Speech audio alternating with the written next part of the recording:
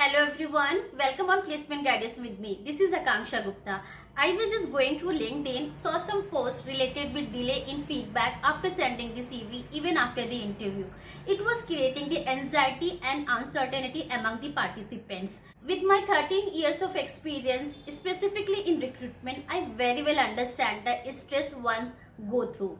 Keeping in mind, I am creating this video to cover reason, indicators and how to handle it. Sometime you find some opportunities there in the social media or some job portal which are not genuine. They are just to create the buzz in the market, to come in the limelight. It is also sometime a marketing tool that company is hiring, so don't get trapped by it. So let's talk about the reason can be front end, which is in relate with the candidate, and back end, which is in relate with the organization, to which you do not have much control. So let's talk about CV rejection. There could be couple of reasons responsible for. One could be your CV is not ATS friendly. ATS is application tracking system. Nowadays, even Fortune 100 companies using this software to shortlist. The ATS read the CV in textual form. If your CV is into graphical form, too much of say formatting, too much of boxes, pictures, columns, so this could become one of the reason of not shortlisting. Another reason could be the keywords are missing in your CV. Keywords are the specific words which are important from the point of view of executing the job. Sometimes the person who is behind the screening is not very technically sound. If we are using some kind of substitute or some alternatives, the person might miss to notice your fitment. So use those important keywords. You can take the help of the job description for that. Lengthy CV. There are some companies, I have my personal experience working for a Japanese company, they rejected the CVs which were more than 2 pages long. So you should customize your CV. This I tell in my workshop also, that CV is the master copy of your journey, professional as well as academic.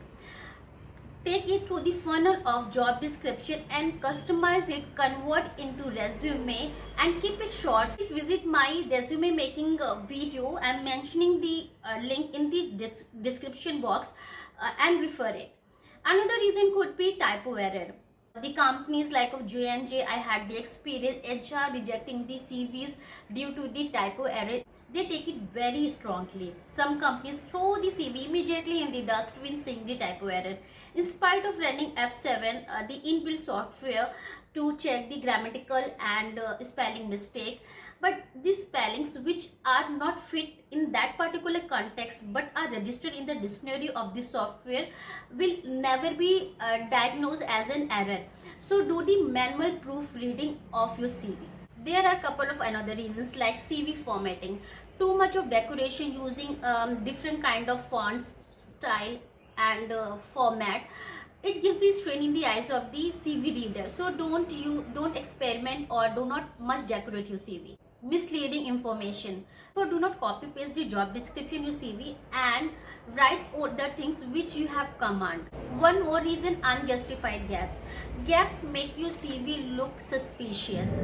Let me know if you are interested in a video how to tell about the gaps in your CV. For the now, my recommendation would be tell about the gaps in a genuine manner, just below the gap or at the end of the CV and a star, and it should be genuine enough that the reader could buy it. Another reason could be your contact information is missing in your CV. So be doubly sure of writing the contact information correctly and use the alternate contact number in case there is some kind of network problem in your area. One more reason, accomplishments are missing. Achievements are like magnet to the recruiter. Those who are writing the achievements will always have an age overview. Making the generic CV mentioning your professional and academic journey will not work. Do write your achievement in quantified terms. Let me tell you one example. In my current job, I increased the export. Like I have been awarded as a star performer for increasing the export by 7% by implementing the ERP in HCM department. Is it more authentic? In case you are interested in a video how to quantify your achievement, let me know. One more suggestion: start writing your key responsibilities through action word, means verbs. It is more appealing. Now let's talk about the rejection in interview. The very first rule is preparation is the key to success without a second thought. Mentioning some links of my previous videos which will help you in preparing for the interview, the to-do list, checklist, and also the interview day rituals along with some question and answer. Beside the feedback, there are certain indicators you get are a kind of negative feedback from the employer. One of them is your CV is returned after the interview. Others are like interviewer is not available, so it shows their non-seriousness, no handshakes when you leave. Apart from this pandemic situation, otherwise to create a friendly rapport, the handshake happens. Less time is given, the duration allotted was higher, for an example 45 minutes, and the interview process is completed within 20 minutes. It shows a little disinterest from the side of the organization. Interview is scheduled with the technical head or even with the HR and no relevant questions.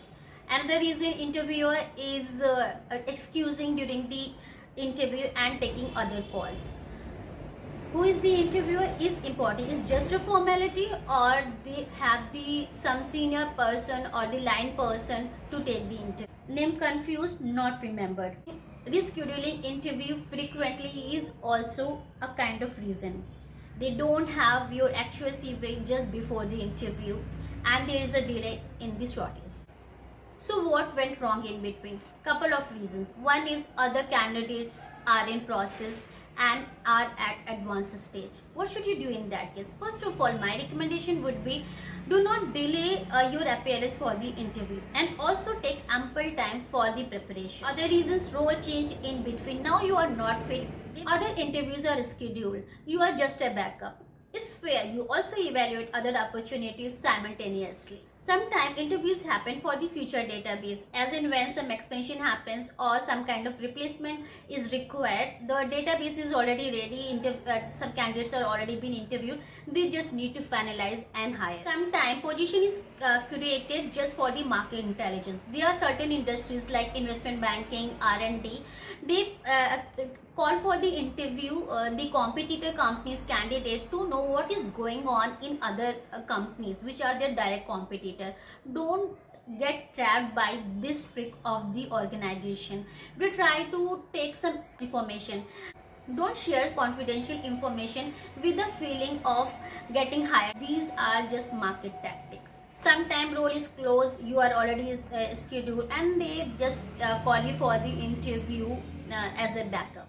You don't hear back from the organization after sending the CV because many times there are many applicants. They receive through various job portal internal references and through direct searching.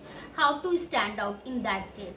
So here you need to go a step further by directly applying to the hiring manager or to the HR of the organization via LinkedIn.